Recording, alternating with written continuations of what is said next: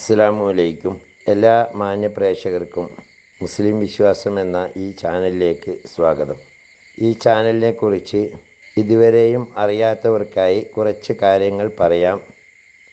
ഇത് ഇസ്ലാം മതവിശ്വാസികൾക്ക് മതത്തെക്കുറിച്ച് പ്രത്യേകമായി മതത്തിലെ കർമ്മശാസ്ത്ര വിധികൾ, അതുപോലെ പരിശുദ്ധ ഖുർആനിലെ ആയത്തുകളുടെ വിവരണങ്ങൾ, തഫ്സീറുകളെ അടിസ്ഥാനമാക്കിയുള്ള വിവരണങ്ങൾ, ഇസ്ലാമിക ചരിത്രങ്ങൾ, ഇസ്ലാമിക വിശ്വാസ സംബന്ധമായ കാര്യങ്ങൾ, ഒരു മനുഷ്യൻ്റെ തൊട്ടിൽ മുതൽ കട്ടിൽ വരെ എന്ന വിധത്തിൽ പരിശുദ്ധ ഖുർആൻ നിഷ്കർഷിച്ചിട്ടുള്ള നിയമവ്യവസ്ഥകൾ മുതലായവ അറിയാവുന്നവരെ കൊണ്ട് അറിയാത്തവർക്ക് പറഞ്ഞു കൊടുക്കാനുള്ള ഒരു വിജ്ഞാനവേദി എന്ന നിലയിലാണ് ഈ ചാനൽ മുന്നോട്ട് കൊണ്ടുപോകുന്നത്.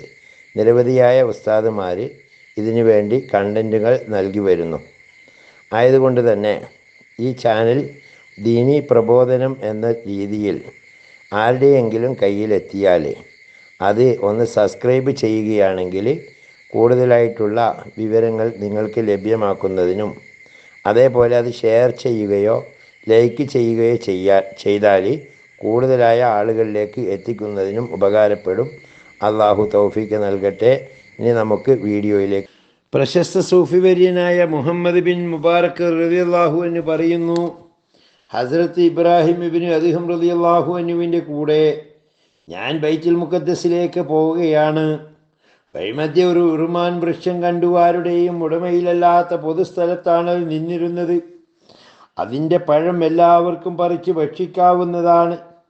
പല യാത്രക്കാരും അതിൻ്റെ തണലിൽ ഇരിക്കുന്നത് കണ്ടു.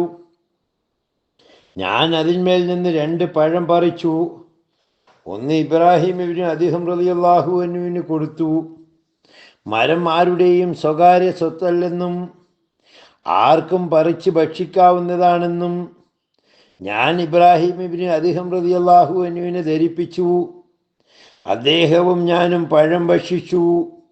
അത് നല്ല പുളിയായിരുന്നു. ആ മരമാണെങ്കിൽ വളരെ കുറിയതാണ്. ഇബ്രാഹിമിന് അദ്ഹം റളിയല്ലാഹു അൻഹു ആ മരം വലുതാകാനും പഴത്തിന് നല്ല മധുരമുണ്ടാകാനും പ്രാർത്ഥിച്ചു. ഞങ്ങൾ ബൈത്തുൽ മുഖദ്ദസിൽ നിന്നുള്ള മടക്കയാത്രയിൽ ആ മരത്തിന് ചുവട്ടിലെത്തിയപ്പോൾ അത് പടർന്ന് പന്തലിച്ച് കിടക്കുകയാണ്.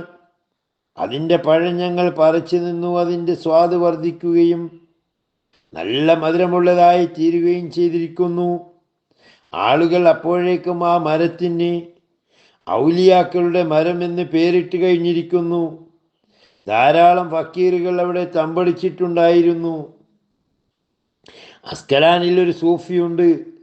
സദാസമയത്ത് നിസ്കാരത്തിലും ഖുർആൻ പാരായണത്തിലും ഒഴുകിയിരുന്നു അദ്ദേഹം.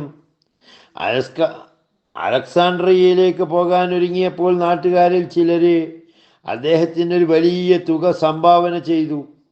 അദ്ദേഹം അത് സ്വീകരിക്കാൻ കൂട്ടാക്കിയില്ല. അവരുടെ നിർബന്ധം അസഹ്യമായപ്പോൾ അദ്ദേഹം കുറച്ച് മണലെടുത്ത് അതിൽ സമുദ്രജലം ചേർത്ത് കുഴച്ചു അവർക്ക് കൊടുത്തുകൊണ്ട് പറഞ്ഞു, ഇത് ഭക്ഷിച്ചു നോക്കുക. അവർ അത് തിന്നു നോക്കി. നല്ല മധുരമുള്ള വിശിഷ്ടമായൊരു പലഹാരമായിരുന്നു അത്. അവർ അത്ഭുതത്തോടെ വീഴ്ച നോക്കുമ്പോൾ അദ്ദേഹം പറഞ്ഞു, എനിക്കെന്തുണ്ട് പണത്തിൻ്റെ ആവശ്യം? അള്ളാഹുവിനോടുള്ള പ്രേമം തന്നെയാണ് സത്യം. നിങ്ങൾ മനസ്സിലാക്കണം. ആസിക്കത്തിൻ്റെ നാവ് പറയുന്നു ദുനിയാവിൻ്റെ സ്വാദ് നിന്ദ്യവും തുച്ഛവുമാണെന്ന്. അവരുടെ പണം അങ്ങനെ അദ്ദേഹം നിരസിച്ചു കളഞ്ഞു. ഷെയ്ഖ് ദുന്നൂനുൽ മിസ്രി റളിയല്ലാഹു അൻഹു തൻ്റെ മുരീദുകളോടൊപ്പം ഒരു മരഞ്ചെരുവിൽ വിശ്രമിക്കുകയായിരുന്നു. അവിടെ നിൽക്കുന്ന ഒരു കാട്ടുമരത്തിൽ നിന്ന് സുഗന്ധം പുറപ്പെട്ടുകൊണ്ടിരുന്നു. മുരീദന്മാർ പറഞ്ഞു, എന്തൊരു സുഗന്ധം! ഇതൊരു ഈത്തപ്പനയാണെങ്കിൽ നമുക്കതിൻ്റെ പഴം ഭക്ഷിക്കാമായിരുന്നു. ഇത് കേട്ട ദുന്നൂനുൽ മിസ്രി റളിയല്ലാഹു അൻഹു ചോദിച്ചു, നിങ്ങൾക്ക് ഈത്തപ്പഴം വേണോ? മുരീദുകൾ പുഞ്ചിരി തൂകി മൗനം ദീക്ഷിച്ചു. ഉടനെ അദ്ദേഹം ആ മരത്തിന്മേൽ കൈവച്ചുകൊണ്ട് ഇങ്ങനെ പറഞ്ഞു, നിന്നെ മരമായി സൃഷ്ടിച്ച റബ്ബിൻ്റെ പേരിൽ നിന്നോട് ഞാൻ കൽപ്പിക്കുന്നു, നീ ഞങ്ങൾക്ക് ഈത്തപ്പഴം വീഴ്ത്തിത്തരണം. അതോടൊപ്പം അദ്ദേഹം ആ കാട്ടുമരം ഒന്ന് പിടിച്ചു കുലുക്കി ധാരാളം ഈത്തപ്പഴങ്ങൾ ആ കാട്ടുമരത്തിൽ നിന്ന് ഉതിർന്നു വീണു. ഷെയ്ഖും മുരീദന്മാരും സസന്തോഷം അത് ഭക്ഷിച്ചു അള്ളാഹുവിനെ സ്തുതിച്ചു. അബൂ ഫവാരിസ് ഷാ റഹ്മത്തുള്ളാഹി അലൈ ഒരു മഹാരാജാവായിരുന്നു. എന്നാൽ ചെങ്കോലും കിരീടവും വലിച്ചെറിഞ്ഞ അദ്ദേഹം ഒരു സൂഫിയായി മാറി. അദ്ദേഹത്തിൻ്റെ മകൾ പിതാവിനേക്കാൾ വലിയ ത്യാഗിണിയായിരുന്നു. അവളെ പല രാജാക്കന്മാരും വിവാഹാലോചന നടത്തിയെങ്കിലും അവളും പിതാവും അതൊന്നും സ്വീകരിച്ചില്ല. ഷെയ്ഖ് അവറുകളുടെ മുരീദായ ഒരു ഫക്കീറിന് അവളെ വിവാഹം ചെയ്തു കൊടുക്കാൻ ഷെയ്ഖ് ആഗ്രഹിച്ചു. ഫക്കീറിനോട് അദ്ദേഹം സംഗതി തുറന്നു പറഞ്ഞു. അപ്പോൾ ഫക്കീർ പറഞ്ഞു, ഗുരു, ഞാനൊരു ഫക്കീറാണ്, എൻ്റെ കയ്യിൽ യാതൊന്നുമില്ല. ഒരു രാജകുമാരിയായ അങ്ങയുടെ മകളെ തൃപ്തിപ്പെടുത്താൻ എന്നെ കൊണ്ട് എങ്ങനെ കഴിയും?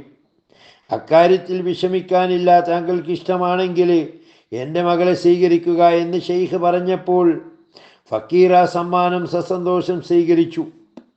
നിക്കാഹ് കഴിഞ്ഞ ഉടനെ ഫക്കീർ അവളെ തൻ്റെ ചെറ്റക്കൂടിലേക്ക് കൊണ്ടുപോയി. നേരം പുലർന്നപ്പോൾ തലേ ദിവസം തിന്ന് ബാക്കി വെച്ച ഒരു കഷ്ണം റൊട്ടിയെടുത്ത് ഫക്കീർ തൻ്റെ ഭാര്യയ്ക്ക് കൊടുത്തു. ഉടനെ മഹദി പറഞ്ഞു, എനിക്കത് വേണ്ട. എൻ്റെ പിതാവ് നിങ്ങളെപ്പറ്റി പറഞ്ഞ ഗുണങ്ങൾക്ക് നിരക്കാത്ത പ്രവൃത്തിയാണിത്. ഞാൻ നിങ്ങളെപ്പറ്റി പിതാവിൽ നിന്ന് കേട്ടത് മുഴുവൻ ശരിയല്ല എന്ന് തോന്നുന്നു. ഫക്കീർ ഞെട്ടി. അദ്ദേഹം ചോദിച്ചു, പ്രിയപ്പെട്ടവളെ, ഞാൻ ഭയപ്പെട്ടത് സംഭവിച്ചിരിക്കുന്നു. ഞാൻ ആദ്യമേ നിൻ്റെ പിതാവിനോട് പറഞ്ഞു ഞാൻ പരമദരിദ്രനാണെന്ന്.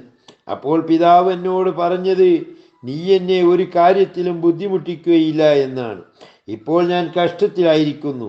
ഇത് കേട്ട് ചിരിച്ചുകൊണ്ട് രാജകുമാരി പറഞ്ഞു, നിങ്ങൾ എന്നെ തെറ്റിദ്ധരിച്ചിരിക്കുന്നു. ഞാൻ ഈ റൊട്ടി കഷ്ണം സ്വീകരിക്കാത്തത് ഇത് തുച്ഛമായത് കൊണ്ടല്ല. ഉന്നത പദവിയിലെത്തിയ ഒരു ഫക്കീറാണ് താങ്കളെങ്കിൽ ഇന്നത്തേക്കുള്ള ഭക്ഷണം ഇന്നലെ സമ്പാദിച്ച് വെക്കുകയില്ല.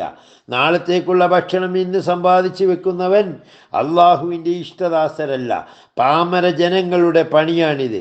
പിതാവിനെ വെല്ലുന്ന സ്വഭാവ മഹിമ ആ ശ്രീരത്നത്തിൽ കണ്ട ഭർത്താവ് ലജ്ജിച്ചു തലതാഴ്ത്തി. ഇത്രയും ശ്രേഷ്ഠയായ ഭാര്യയെ തനിക്ക് പ്രദാനം ചെയ്ത അള്ളാഹുവിനെ ആ ഫക്കീർ വാഴ്ത്തിക്കൊണ്ടിരുന്നു. അള്ളാഹു മഹാന്മാരോടൊപ്പം ജീവിത വിജയം നേടുന്നവരിൽ നമ്മെ ഉൾപ്പെടുത്തുമാറാകട്ടെ. വാഹിർ ദഅ്വാനാ അൽഹംദുലില്ലാഹി റബ്ബിൽ ആലമീൻ. അസ്സലാമു അലൈക്കും വറഹ്മത്തുള്ളാഹി വബറകാതുഹു.